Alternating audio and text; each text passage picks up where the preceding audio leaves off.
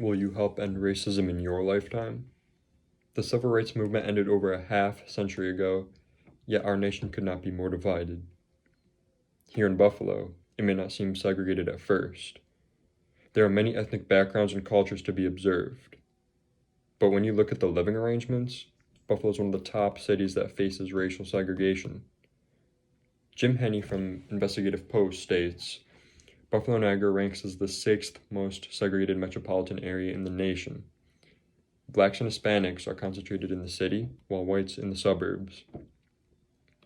While Buffalo has achieved great racial diversity, it failed at unifying everybody together. With populations as great as we have, we must work on the unification and equality for everybody in Buffalo. Racial segregation is the most long-lasting problem that we face in society. I quote, more than 50 years after the passage of the Fair Housing Act, Black-white segregation remains strikingly high and imposes unfair burdens on Black people. From Kimberly Quick on The American Prospect.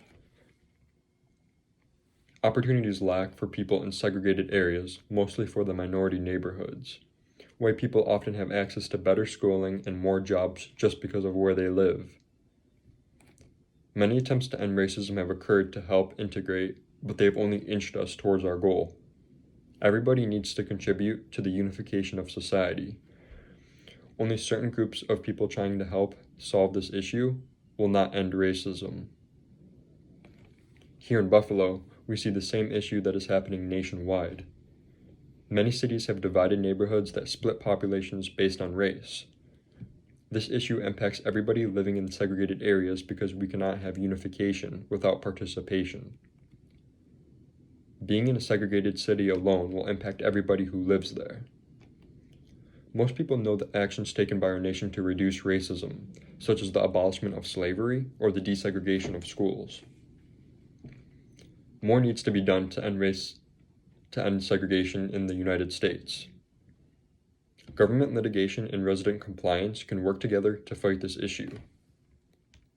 According to Ingrid Gold-Ellen from Living Cities, policymakers can invest in enforcing laws that prevent discrimination in the housing market. While discrimination of someone's background is illegal when selling a home, this practice remains prevalent today. Realtors often decline customers because of their ethnicity. If discrimination ends in the home buying market, Buffalo can start to see areas become more diverse. This will also give Black people better opportunities for success.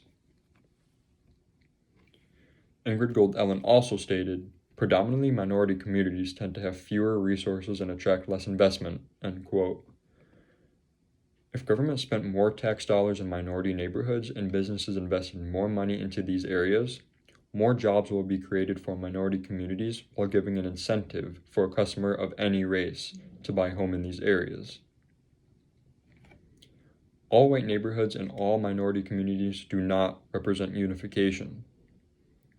Everybody in Buffalo needs to participate in the termination of racial segregation. This issue has been occurring for too long, and a greatly diverse area like Buffalo will not tolerate racism.